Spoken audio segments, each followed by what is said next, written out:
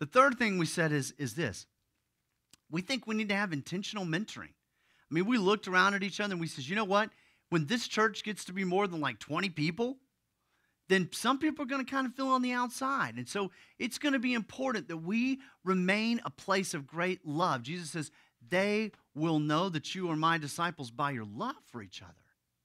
And so we just said, man, we want to be the kind of people who are always loving each other, where it's okay to know each other by name and express that you care for folks.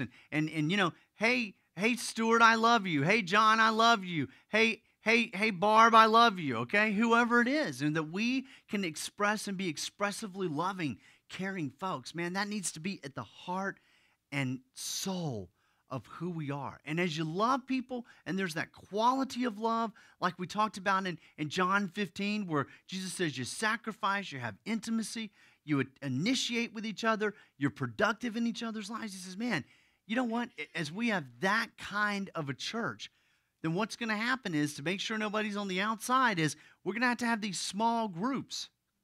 And we're going to have groups where there's 8 to 12 people that are clinging together, and they find their sense of community there. And they're doing life together in that group and in that community. And we says, you know, we're just going to have places where people can get together in small groups in homes or in coffee shops or even here, where they can get together and have accountability and encouragement and pray for each other and strengthen each other. And that is around the Word of God. It's just not a country club environment, and it's not just a help group, or it's not some support group. It is spiritually growing around the Word.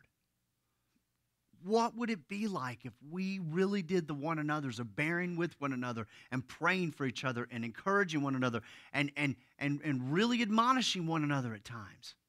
Wow, could we have intentional mentoring, intentional times where not only are people growing in groups, not only are we having loving conversations and love at the middle of who we are, but you know what? As we grow, do we have people who are becoming apprentices of small groups?